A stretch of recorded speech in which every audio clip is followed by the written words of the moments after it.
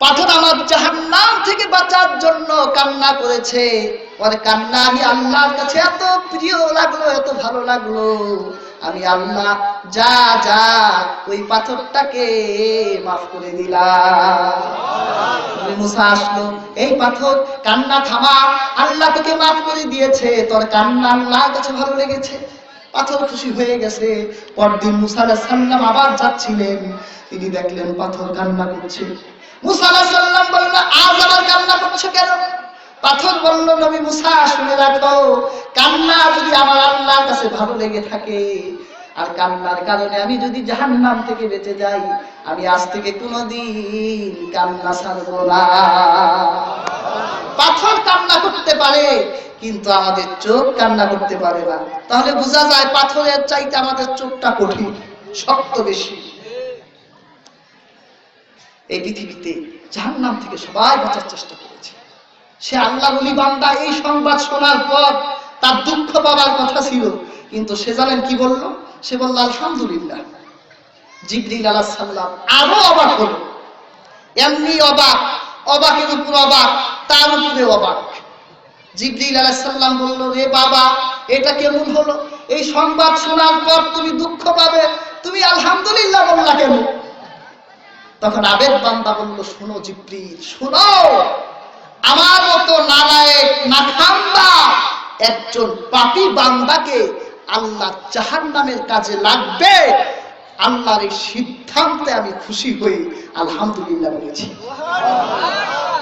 আমার মতো একটা নাখান্দাকে আল্লাহ জাহান্নামের কাজে তো লাগাবে। আল্লাহর কাছে আলহামদুলিল্লাহ বলাটা এত ভালো লাগলো, আল্লাহ জিবরিল মারফত তাকে বলে দিল, জিবরিল বলে দাও, কিছুক্ষণ আগে যার পরিচয় জাহান্নাম ছিল, আমার সিদ্ধান্তে খুশি থাকার কারণে আমি আল্লাহ তাকে জান্নাত দিয়ে দিই। ইমামের পিছনে কিন্তু ইমাম সাহেব 50 বছর কিন্তু আলহামদুলিল্লাহ বলছে, আর আপনি খালি শুনছেন আলহামদুলিল্লাহি রাব্বিল আলামিন। ইমাম সাহেব সেই নামাজের মধ্যে বলল, সমস্ত প্রশংসা সেই আল্লাহ যিনি এই জগৎ সৃষ্টি করেছে, যার জন্য এই জগৎটা। আর রহমানির রহিম, যে আল্লাহ পরম করুণাময়, অসীম দয়ালু। মালিক ইয়াউমিদ্দিন, যে আল্লাহ বিচার দিবসের অধিপতি। নামাজের মধ্যে যখন ইমাম সাহেব 3টা কথা বললেন, আল্লাহর কাছে এত ভালো লাগলো, আল্লাহর কাছে এত ভালো লাগে, তখন আল্লাহ সেই নামাজি বান্দাটাকে বলতে থাকে, বান্দা তুই আমার কাছে কি চাস? তুই আবার 3টি আয়াতে আমার প্রশংসা করলি, কি চাস তুই? তখন ইমাম সাহেব বলতে থাকেন, ইয়্যাকা না'বুদু ওয়া ইয়্যাকা নাস্তাঈন। আল্লাহ, 1 নাম্বার তোমার কাছে চাই, আমরা যেন সব সময় তোমার ইবাদত করতে পারি। আর আল্লাহ তোমার কাছে সাহায্য চাই। নামাজ ইমামের পিছনে আল্লাহর ইবাদত করতে চাইলেন, আল্লাহর সাহায্য চাইলেন। আর সেই নামাজটা পড়েই আপনি বাইরে গেলেন, টুপি খুললেন, অশালীন অসভ্য ভাষায় মানুষকে গালাগালি করলেন। কারণটা কি? কারণ আপনি নামাজ পড়েন কিন্তু নামাজ বুঝেন না। নামাজে যে আপনি আল্লাহকে বলে এলেন যে আল্লাহ তোমার সাহায্য চাই, আপনি নামাজ পড়েন কিন্তু নামাজ বুঝেন না। আল্লাহর কাছে এত ভালো লাগে, তুই আমার ইবাদত করতে চাস, তুই আমার সহযোগিতা চাস, তুই আর কি চাস? তখন ইমাম সাহেব বলে, ইহদিনাস সিরাতাল মুস্তাকিম। আল্লাহ আমরা সরল সঠিক একটা পথ চাই। সিরাতাল্লাযীনা আন'আমতা আলাইহিম, যে পথে তোমার নিয়ামত প্রাপ্ত বান্দারা চলে গেছে, অর্থাৎ আমরা জান্নাতের পথ চাই।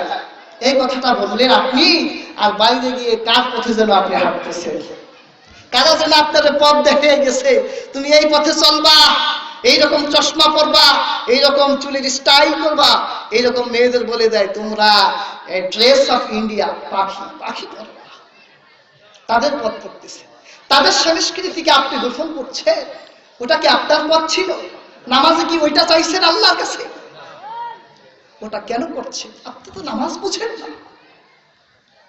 আপনি আজকে ইহুদি নাসারাদের চরিত্র আদর্শকে আপনার আদর্শ হিসাবে আপনি গ্রহণ করলেন কেন? আপনার কাছে আমার প্রশ্ন, আমার ধর্মে কি সংস্কৃতি ছিল না? আমার ধর্মে কি বিনোদন ছিল না? আমার ধর্মে কি আনন্দ ছিল না? আমার ধর্মে যদি আনন্দ না থাকতো, তা না হলে আমি আরেকজনেরটা নিতাম। আমার ধর্মে আনন্দ নাই, হাসি নাই। রাসূলুল্লাহ সাল্লাল্লাহু আলাইহি ওয়াসাল্লাম সাহাবী বলে, আমি দেখেছি রাসূল সব সময় হাসতেন। সুবহানাল্লাহ। কোরআন কারিমে আল্লাহ বলেছেন, ফাতহাকু কালিলা ওয়া ইয়াবকু কাসীরা, বেশি বেশি কাঁদো আর কম কম হাসো। হাসার কথা তো ইসলামও বলেছে, ইসলাম বিনোদন আছে। রাসূলুল্লাহ সাহাবীদের সাথে কৌতুক করতেন, আপনারা জানেন না? রাসূলুল্লাহ সাল্লাল্লাহু আলাইহি ওয়াসাল্লাম একদিন বসা, সাহাবীরা সব এভাবে গোল করে বসা, সবাই খেজুর খাচ্ছে, রাসূলুল্লাহও খেজুর খাচ্ছে। রাসূলুল্লাহ খেজুর খায়, মাঝে মাঝে দুই চারটা বিচি পাশে হযরত আলী রাদিয়াল্লাহু তাআলা বসা, তাদের দুই চারটা ফাঁকে ফাঁকে রাসূলুল্লাহ দিচ্ছে। খাবার পর রাসূলুল্লাহ সাহাবীদেরকে বলল, সাহাবীরা কি তোমাদের কার কাছে কয়টা বিচি আছে দেখো তো। আচ্ছা, রাসূলুল্লাহ কিন্তু এই কথা বলে না যে কে কয়টা খাইছো, মিথ্যা হয়ে যেত। রাসূলুল্লাহ হিকমত খাটালেন যে তোমাদের কার কাছে কয়টা বিচি আছে একটু গোনো। তো সাহাবীরা, হুজুর আমার কাছে এই কয়টা, আমার কাছে এই কয়টা, আমার কাছে এই কয়টা। রাসূলুল্লাহ বলতেছে, সবাই তো বলছে কিন্তু আলী তো বলে না। হযরত আলী রাদিয়াল্লাহু তাআলা মনে মনে ভাবতেছে, আমি তো এতগুলো খেজুর খাই নাই, আমার কাছে এতগুলো বিচি কিভাবে আসলো? আর ওই সময় রাসূলুল্লাহ বলতেছে, সবাই বললো কিন্তু আলী তো বলে না। আলী বলতেছে, হুজুর কিভাবে বলবো, আমার বলার আগে আপনি বলেন আপনি কয়টা খাইছেন। আল্লাহর নবীজি বললেন, হযরত আলী রাদিয়াল্লাহু তাআলা আনহুকে বলল, আলী তুমি আগে বলো। হযরত আলী বলে, ইয়া রাসূলুল্লাহ আপনি আগে বলেন। আল্লাহর নবীজিকে বলল, আল্লাহর নবীজি আটিগুলো উঠালেন, সাহাবীদেরকে বলল, সাহাবীরা দেখো কতগুলি, সাহাবীরা দেখো কতগুলি। তখন হযরত আলী রাদিয়াল্লাহু তাআলা আনহু বলল, হুজুর আপনার গুলি দেখান। রাসূলুল্লাহ দেখালেন। এবার আপনাদেরকে একটা কথা শোনাই, রাসূলুল্লাহ সাল্লাল্লাহু আলাইহি ওয়াসাল্লামের কাছে যে এত কম বিচি, রাসূল তো এত কম খাওয়ার মানুষ না। আমার মনে হয় রাসূলুল্লাহ সাল্লাল্লাহু আলাইহি ওয়াসাল্লাম কিছু খেজুরের সাথে কিছু বিচিও খেয়ে ফেলছে। সাহাবীরা সবাই হাসলেন, রাসূলুল্লাহ হাসলেন। রাসূলুল্লাহ সাল্লাল্লাহু আলাইহি ওয়াসাল্লাম স্ত্রীদের সাথে কৌতুক করতেন। হযরত আয়েশা যখন ছোট ছিল, দৌড় প্রতিযোগিতা করত পূর্ণিমার আলোতে। আয়েশাকে বলতো, আয়েশা চলো কে আগে যেতে পারে, প্রতিযোগিতা করতো। রাসূলুল্লাহ একটু আস্তে আস্তে দৌড় দিত। আয়েশা ছোট ছিল তো, আগে চলে গিয়ে রাসূলুল্লাহর সামনে দাঁড়িয়ে বলতো, দেখছে জিতে গেছি। রাসূলুল্লাহ সাল্লাল্লাহু আলাইহি ওয়াসাল্লাম আরেকদিন দৌড় প্রতিযোগিতা করলেন। আয়েশা রাদিয়াল্লাহু হাদিসে এসেছে, আয়েশা বলে, আমি তখন একটু মোটা হয়ে গেছি, কিন্তু হেরে গেছে ওই কথা বলে আয়েশা, একটু মোটা হয়ে গেছি তো রাসূলুল্লাহ সাল্লাল্লাহু আলাইহি ওয়াসাল্লামের সাথে ওই দিন পারলাম না। রাসূলুল্লাহ আগে গিয়ে আগের দিন এমন এমন করছি, রাসূলুল্লাহ প্রতিশোধ নেয় এমন এমন করে। দেখছো আয়েশা, ওই যে ওই দিনের প্রতিশোধ নিলাম। দেখুন আমার ধর্মে কত সুন্দর বিনোদন, আমার ধর্মে কত আনন্দ আছে। আজকে সে আনন্দ, সেই বিনোদনকে আজকে মাটি চাপা দিয়ে আজকে আরেকজনের আদর্শকে গ্রহণ করেছি। এর চাইতে বড় ব্যর্থতা এই জাতিরা কি হতে পারে? কি হতে পারে? আমার ধর্ম আমাকে পোশাক দিল, আমার ধর্ম আমাকে সুন্দর চরিত্র দিল, সুন্দর আদর্শ দিল, সুন্দর কোরআন দিল, কিন্তু আমি আমার আদর্শ গ্রহণ করলাম না, আমার কোরআন গ্রহণ করলাম না, আমরা গ্রহণ করলাম সেই ল্যাটিন আমেরিকা সেই আদর্শকে। এজন্যই অধপতন মুসলিম জাতি, এই জন্য মুসলিম জাতি আজ কিসে হারা, পথ খুঁজে পাচ্ছে না। আমরাই আমাদের পথ বন্ধ করে রেখেছি। নামাজে তো পথ ঠিকই চাইলাম, কিন্তু কাজে তো পথ বন্ধ। আল্লাহ তাআলা বান্দাকে বলল, বান্দা আর কি চাস? বান্দা বলেন, গায়রিল মাগদুবি আলাইহিম ওয়ালাদ-দাল্লিন। আল্লাহ পথভ্রষ্টদের পথ থেকে তোমার কাছে আমরা বাঁচতে চাই। তখন পিছনের মুসল্লিরা কি বলে? জোরে বলে মানে মুসল্লিরা বুঝাইতে চাইলো, আল্লাহ ইমাম সাহেব এতক্ষণ যা চাইলো, তুমি যা যা দিতে চাইলা, আমরা কিন্তু তাই। কিন্তু নামাজের পর এই কথাগুলো আল্লাহর কাছে আপনি বলছেন, কিন্তু আপনি বুঝেন না। বুঝে নামাজ পড়ুন, বুঝার চেষ্টা করুন, তাহলে নামাজ আপনাকে বাঁচাবে।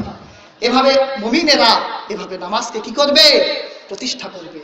আরেকটি ছিল, কিন্তু রাত্র তো অনেক হয়ে গেছে, বলবো অনুমতি নিয়ে নিলাম, শেষ করে দিব এখনই। আরেকটি হচ্ছে মুমিনের পঞ্চম গুণ হলো অমিম্মা রাযাকনাহুম ইউনফিকুন, আল্লাহ প্রদত্ত রিজিক থেকে দান করবে। যেমন আপনারা কিছুক্ষণ আগে করছেন না, কি বলেন করছেন?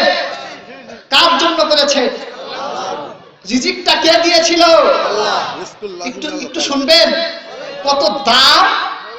যেই ব্যক্তি একটা টাকা দিয়েছে সেও ব্যর্থ নয়। আল্লাহর হাবিব রাসূল কারীম সাল্লাল্লাহু আলাইহি ওয়াসাল্লামের একজন সাহাবী ছিলেন হযরত আবু বকর। নাম শুনেছেন? আবু বকর এমন এক সাহাবী ছিলেন, তিনি আধ্যাত্মিক জগতের এক উজ্জ্বল নক্ষত্র ছিলেন। হযরত আবু বকর চুপ থাকতেন। হযরত আবু বকরের ভিতরে যে আল্লাহ কত মারিফাত লুকাই রেখেছেন তা আল্লাহ জানে আর আবু বকর জানেন। একটি ইতিহাস পড়লাম, আল্লাহর ফেরেশতা হযরত জিবরিল একদিন আল্লাহর কাছে জানতে চাইলেন, আল্লাহ তোমার মুমিন বান্দাদের অন্তর দৃষ্টি নাকি অনেক সূক্ষ্ম, তারা নাকি অনেক কিছু দেখতে পায়, আল্লাহ একটা পরীক্ষা আমি করতে চাই। আল্লাহ তাআলা বলল, যাও মসজিদে নববীতে যাও, গিয়ে দেখো মসজিদ নববীতে কোন মানুষটা সবার আগে ঢুকে আর সবার শেষে বের হয়, তুমি ওই মানুষটাকে একটু পরীক্ষা করো।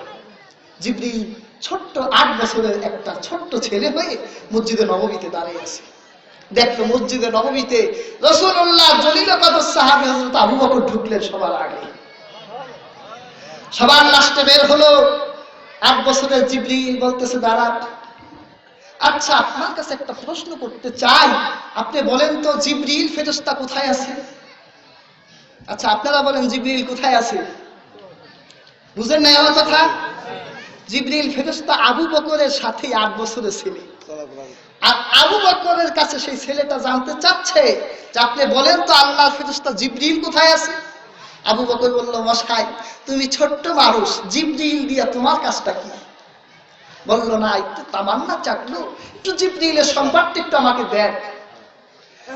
হযরত আবু বকর রাদিয়াল্লাহু তাআলা কত আধ্যাত্মিকতা তার মধ্যে ছিল, কত মারিফাত তার মধ্যে ছিল। তিনি চোখ বন্ধ করলেন, চোখ খুলে দিলেন, খুলে বলছেন যে হে ছোট্ট যুবক, আমি আল্লাহ 7 আকাশ 7 জমিন জান্নাত জাহান্নাম সব ঘুরে এলাম, কিন্তু জিবরিলকে খুঁজে পেলাম না। জিবরিল কোথাও নাই, কোথাও নাই হযরত জিবরিল। অবশেষে একটা সিদ্ধান্ত নিলাম যে আমি জিবরিল। বলল, না আপনি তো আবু বকর, তো আমি যদি আবু বকর হই তাহলে তুমি জিবরিল। দেখছেন ধরাটা দিছে কোথায়? যে সব জায়গা ঘুরে এলাম, জিবরিলকে খুঁজে পাইলাম না, তাহলে আমি জিবরিল। ছোট্ট ছেলে বলে, না আপনি জিবরিল তো না, তাহলে আমি জিবরিল না তুমি জিবরিল। জিবরিলের খবর হয়েছে না? আবু বকর রাসূলুল্লাহর জন্য কত করেছে। তিনি এত ধনাঢ্য এক ব্যক্তি ছিলেন, ইসলামের জন্য তিনি দরিদ্র হয়ে গিয়েছেন। তার পরিবার ইসলামের জন্য কত আত্মত্যাগ। হযরত আসমা বিনতে আবু বকর, আবু বকরের বড় মেয়েটা, ইসলামের জন্য সে একটা দান করেছে। কেমন দান? রাসূলুল্লাহ ইসলাম যখন মক্কা থেকে মদিনাতে আল্লাহ হিজরত করতে বললেন, আবু বকরকে সাথে নিয়ে সে গারে সৌরে 9 দিন ছিলেন। অন্য বর্ণনায় এসেছে 3 দিন ছিলেন। কয় দিন? 3 দিন ছিলেন। রাতের আধারে মানুষের অজান্তে একটি মহিলা শত শত মাইল পথ হেঁটে সেই গারে সৌরে গিয়ে রাসূলুল্লাহর জন্য খাবার দিয়ে আসতেন। কেমন মহিলা! এই পৃথিবীর মহিলাদের আসমা বিনতে আবু বকরের থেকে শিক্ষা নেওয়া উচিত। রাতের আধারে কেমন সেবা! রাসূলুল্লাহ 3 দিন পর হযরত আসমাকে বলল, মা তুমি আমার জন্য যা করলে আমি রাসূল বড় অবাক হয়ে গেছি।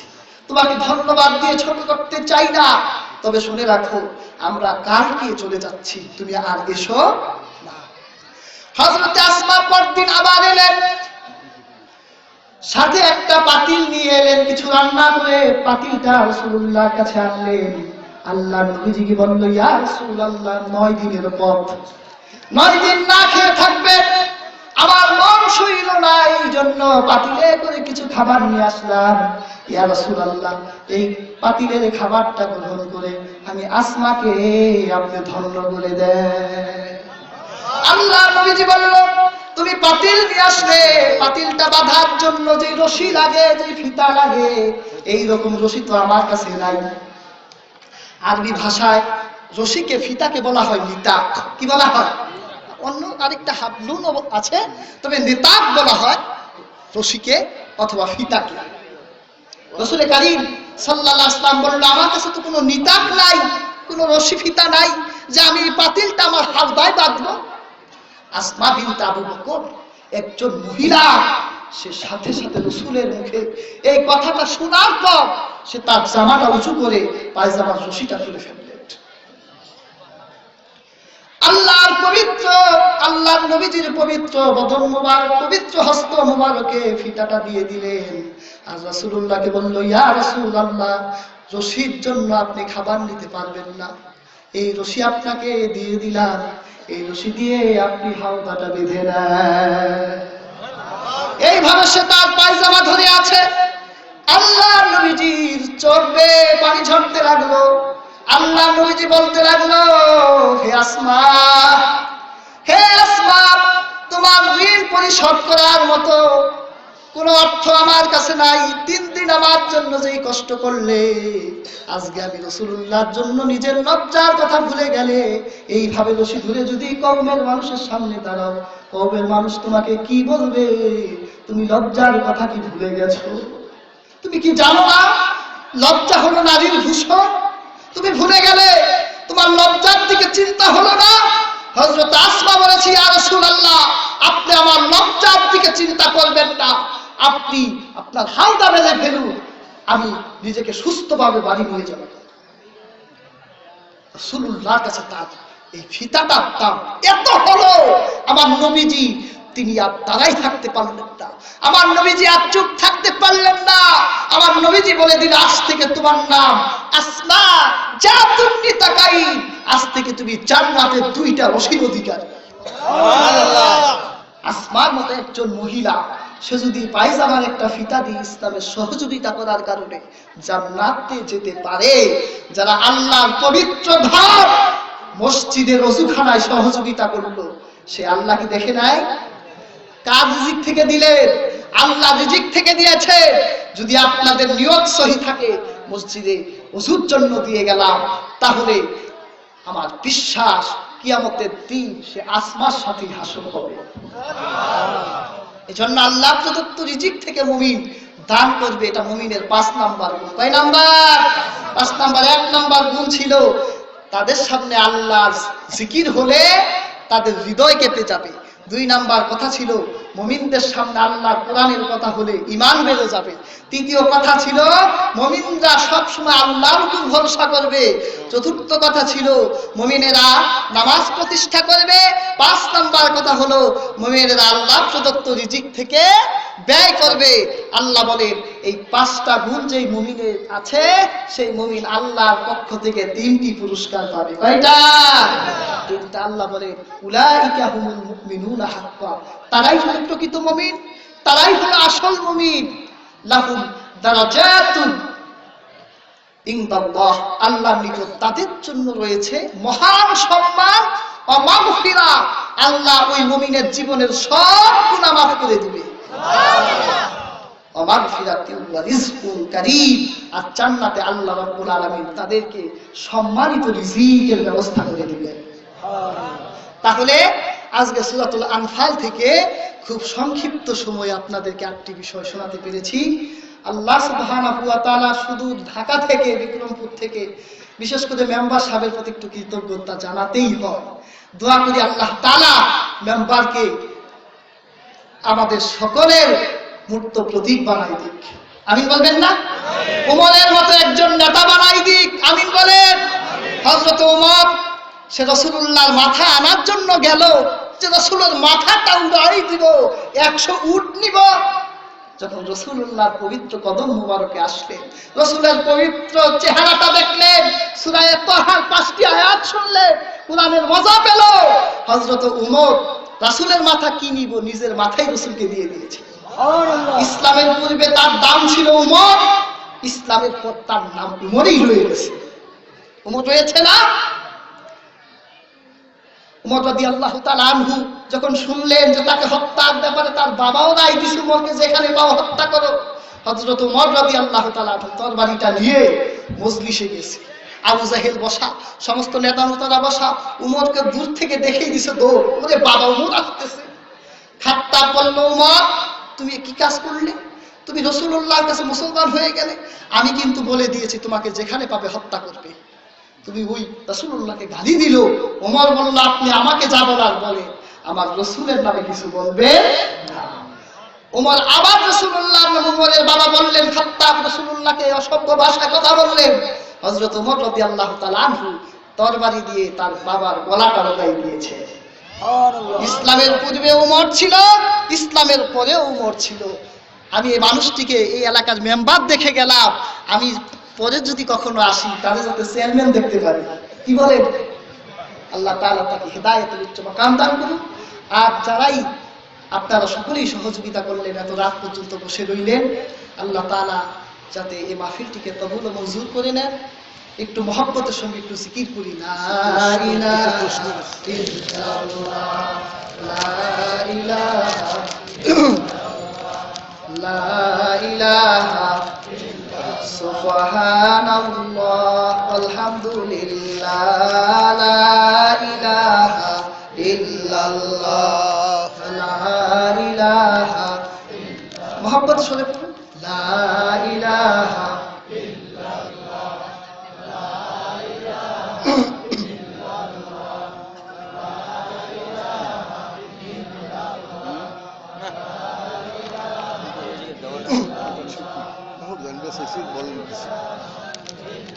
লা ইলাহা ইল্লাল্লাহ মুহাম্মাদুর রাসূলুল্লাহ।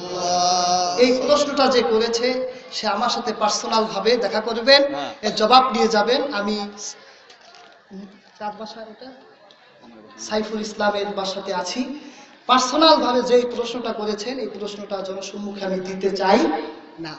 যে প্রশ্নটা করেছেন পার্সোনালি ভাবে আমার থেকে নিয়ে যাবেন, বুঝতে পেরেছেন? যাই হোক, এখন দোয়াও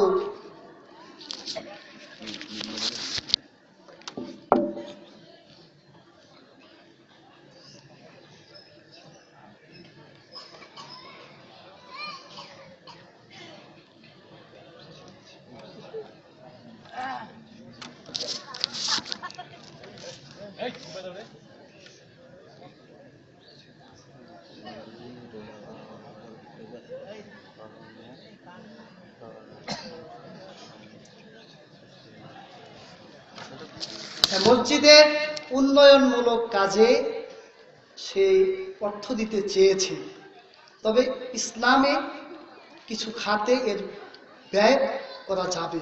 মসজিদের যেহেতু ইসলাম ধর্ম, আমাদের ধর্ম ইসলাম, এ ধর্মে ন্যায় নীতিবান লোকদের দ্বারাই মসজিদ তৈরি হবে। তাহলে সেই মসজিদটি ইবাদত করলে আল্লাহ সুবহানাহু ওয়া তাআলা কবুল করবেন। সুদখোর ব্যক্তিও যদি মসজিদে দান করে সে মসজিদের হক আদায় হয় না। যেহেতু একজন মুসলিম সুদখোর, তার টাকাও ইসলাম নিতে চায় না, সেহেতু যারা আমাদের ইসলাম ধর্মের নয়, তবে কি সে একজন মানুষ, সে একজন দাতা দিতে চায়, তাহলে ইসলাম ধর্মে মসজিদের উন্নয়নমূলক অন্য কাজে ব্যয় করতে পারবে, মূল মসজিদের কোনো কাজে ব্যয় করা যাবে না। কোন কাজে ব্যয় করতে হবে তাও আমার থেকে পরে জেনে নেবেন, এখানে বলতে চাই না। তো যাই হোক, অনেক রাত্র করে ফেললাম, আপনাদের কাছে দোয়া চাই এবং আপনাদেরকেও দাওয়াত দিয়ে যাচ্ছি। সময় সুযোগ হলে আমাদের বিক্রমপুরে যাবেন, অনেক লোকই যায়, দাওয়াত দিয়ে গেলাম। আবার যদি আল্লাহ সুবহানাহু ওয়া তাআলা এখানে আসার এবং কথা বলার তৌফিক দেয়, আবার দেখা হবে, আবার কথা হবে। সভাপতি সাহেব কিছু বলবে আছে?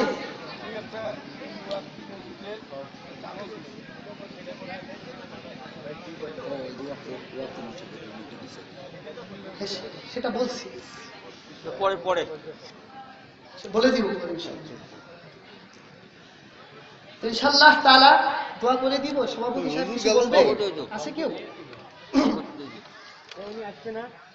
একটু দুরূদ শরীফ পড়ি। আল্লাহুম্মা সাল্লি আলা সাইয়্যিদিনা আল্লাহুম্মা আমিন। ربنا ظلمنا أنفسنا وإن لم تغفر لنا وترحمنا لنكونن من الخاسرين. ربنا لا تزغ قلوبنا بعد إذ هديتنا وهب لنا من لدنك رحمة إنك أنت الوهاب اللهم ربنا إنك جامع الناس ليوم لا ريب فيه إن الله لا يخلف الميعاد আয় আল্লাহ তাআলা 2 দিন ব্যাপী তাফসীরুল কুরআন মাহফিল লালমনিরহাট পঞ্চগ্রাম এলাকাবাসীর কর্তৃক আয়োজিত 2 দিন ব্যাপী তাফসীরুল কুরআন মাহফিলের শেষ দিন শেষ রজনীতে আল্লাহ আমি ছোট্ট মানুষ আপনার একদল গুনাহগার বান্দা নিয়ে আপনার শাহী দরবারে হাত তুলেছি আল্লাহ আমরা অধম পাপী তাপী গুনাহগার সকালবেলা ঘর থেকে বের হলে সন্ধ্যাবেলা উহুদ পাহাড়ের মতো বড় বড় গুনার পাহাড় নিয়ে বাড়ি ফিরে যাই আল্লাহ সারাটা জীবন ভরে এত অন্যায় করেছি এত অবিচার করেছি নফসের সাথে জুলুম করেছি আল্লাহ এই পাপ মাখা চেহারা নিয়ে তোমার আকাশের দিকে তাকাতে লজ্জা আয় আল্লাহ যখন তোমার রহমতের কথা মনে পড়ে যায় তোমার করুণার কথা মনে পড়ে যায় আল্লাহ তাআলা তখন আর বসে থাকতে পারি না হাজার হাজার মানুষ নিয়ে এত রাতের বেলা হাত তুললাম আমাদের জীবনের যত গুনাহ করেছি মাফ করে দাও আয় আল্লাহ জীবন ভরে অন্যায় করেছি মানুষের অজান্তে পাপ করেছি কোনো মানুষ দেখে নাই কিন্তু আপনি দেখেছেন আল্লাহ গোপনের পাপগুলো যদি কিয়ামতের দিন কোটি কোটি মানুষের সামনে প্রকাশ করে দেন আল্লাহ কুকুরকে যেই দাম দিত আমাদের সেই দামও দিবে না আয় আল্লাহ জীবনের ছোট বড় সগীরা কবিরা যত গুনাহ করেছি আল্লাহ আমাদের জীবনের সব গুনাহগুলো মায়ের নজর করে তুমি আল্লাহ মাফ করে দাও আয় আল্লাহ তোমার এমন অনেক বান্দারা হাত তুলেছে অনেকের জনম দুঃখিনী মা অন্ধকার কবরের যাত্রী হয়ে গেছে জনক বাবা অন্ধকার কবরের যাত্রী হয়ে গেছে আল্লাহ যাদের মা বাবা নাই আমি মনে করি তাদের কিছুই নাই আয় আল্লাহ সন্তান যখন দূর দেশে চলে যেত রাতের আধারে মা জানালা খুলে সন্তানের পথের দিকে তাকায় থাকত আজ অনেক দূরে চলে যায় কিন্তু জানালার কিনারে সেই জনম দুঃখিনী মাটা না আল্লাহ সেই জনম দুঃখিনী মা কবরের জানালায় চলে গেছে কবরের জেলখানায় চলে গেছে আল্লাহ দুনিয়ার জেলখানায় বন্দী হলে ফিরে আসা যায় কিন্তু কবরের জেলখানায় যত মানুষ গেল কবরে যত মানুষকে রেখে এলাম কেউ কোনোদিন এলো না সন্তানদের ডাক দিল না হে আমার কলিজার টুকরা সন্তান দেখ আল্লাহর কবরের কারাগার থেকে ফিরে এসেছি আল্লাহ যেই সকল পিতা মাতা গুরু দাদা দাদি নানা নানি আত্মীয় স্বজন পাড়া প্রতিবেশী আল্লাহ যারা বাবা মার জন্য দোয়া চেয়েছে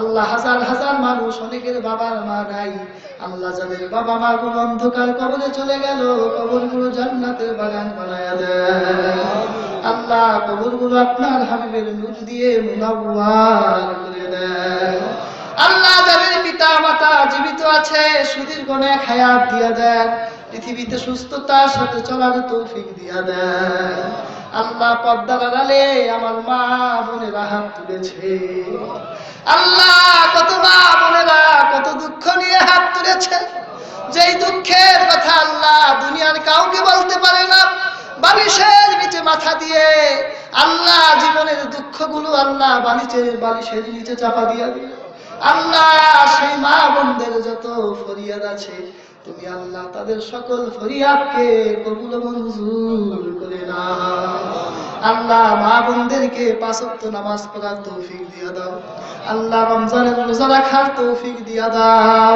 আল্লাহ পর্দা করার তৌফিক দিয়া দাও আল্লাহ স্বামী সেবা করার তৌফিক দিয়া দাও যেই রমণী এই 4টি কাজ করবে আল্লাহ নবীজি বলেন কিয়ামতের দিন আল্লাহ জান্নাতের 8টি দরজা খুলে দিয়ে বলবে বান্দি যেই দরজা দিয়ে মনে চাই বেহেশতে চলে যাও। আয় আল্লাহ তাআলা আমার বন্ধুদের মধ্যে এই 4টি গুণকে আল্লাহ আপনি প্রতিষ্ঠিত করে দেন। আয় আল্লাহ কত ছোট্ট বাচ্চারা হাত তুলেছে, পড়াশোনা করছে। আল্লাহ সকল ছোট্ট মাসুম বাচ্চাদের পড়াশোনাকে আপনি কবুল মঞ্জুর করে নেন। আল্লাহ দ্বীনের পথে আসার তৌফিক দিয়া দাও। আয় আল্লাহ যারা এই মাহফিলটি করলো, মাহফিলের পিছনে আল্লাহ কেউ অর্থ দিয়ে সহযোগিতা করলো, কেউ শ্রম দিয়ে সহযোগিতা করলো, কেউ বুদ্ধি দিয়ে সহযোগিতা করলো।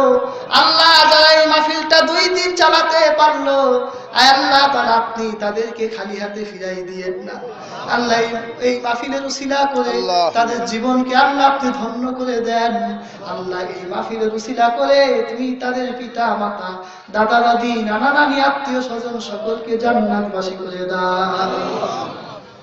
আয় আল্লাহ তাম পৃথিবীতে আর মুসলমান নির্যাতিত নিগৃহীত, আল্লাহ এই সপ্তাহে ফিলিস্তিনে প্রায় 66 জন মানুষ নিহত হলো। আল্লাহ হাজার হাজার মানুষ আফগানিস্তানে ফিলিস্তিনে শহীদ হয়ে গেল, মায়ানমারে শহীদ হয়ে গেল। আল্লাহ শহীদের রক্ত বৃথা যায় না।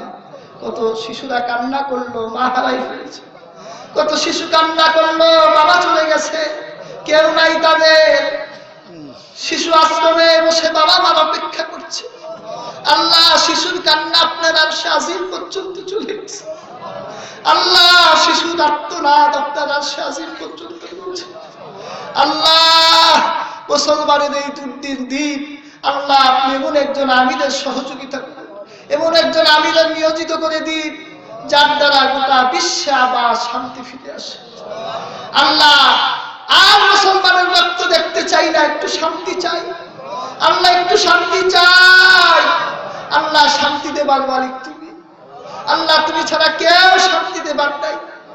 আল্লাযী লাস্তুশহিদুনা ফি সাবিলিকাল আফগান ওয়াল বাগদাদ ওয়াল কাশ্মীর ওয়াল ফালাস্তিন ওয়াল লিবিয়া ওয়াল বার্মা وفي هذه الدولة البنغلاديشية من حفاظة الإسلام وفي هذه الدولة البنغلاديشية من حفاظة الإسلام اللهم انصر من نصر دين محمد صلى الله عليه وسلم واجعلنا منهم وخذل من خذل دين محمد صلى الله عليه وسلم ولا تجعلنا منهم ولا تجعلنا منهم ولا تجعلنا منهم।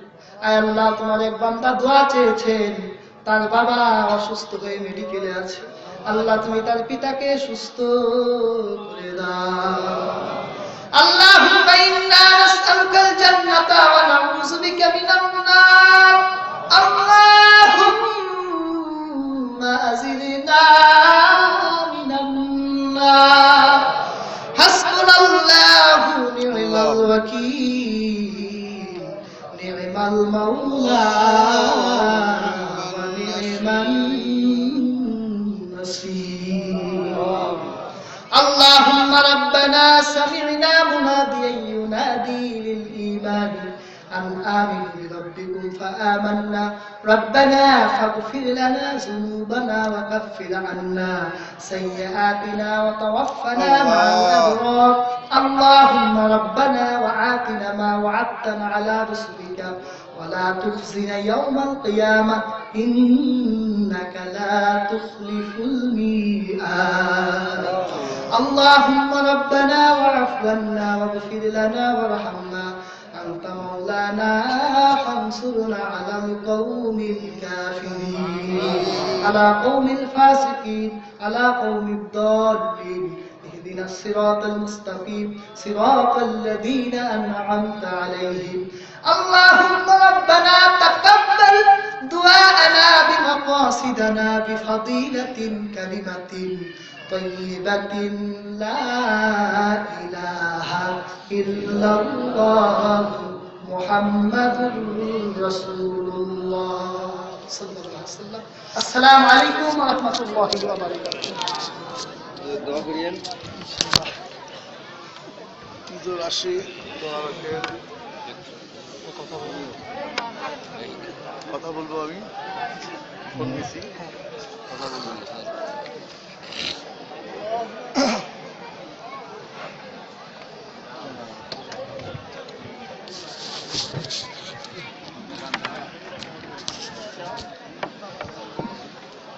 মোবাইল কার্ডটা সাগর থাক সম্মানিত মুসলিমবৃন্দ, আমাদের প্রধান বক্তা তিনি স্টেজে আছেন। আপনারা যারা মুসাফা করবেন তার কাছে আসুন এবং মুসাফা করুন। আস্তে আস্তে আস্তে মহিলারা আপনারা একটু অপেক্ষা করুন। পুরুষরা গেট থেকে বাইরে হওয়ার পর আপনারা আস্তে আস্তে পুরুষদের উপরে বাইর হন। পুরুষরা আগে বাইর হোক, তারপরে আপনার একটু পরে বাইর হন এবং সুন্দরভাবে সুশৃঙ্খলভাবে আস্তে আস্তে আস্তে আস্তে এত উঠে গেলে আস্তে আস্তে আস্তে আস্তে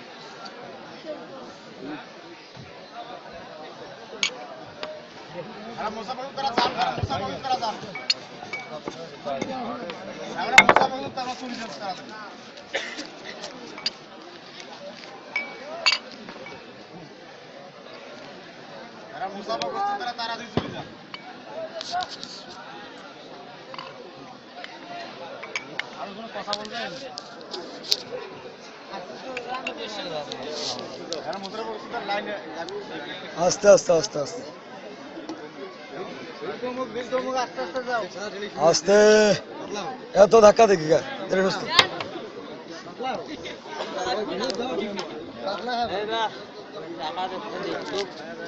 কিসের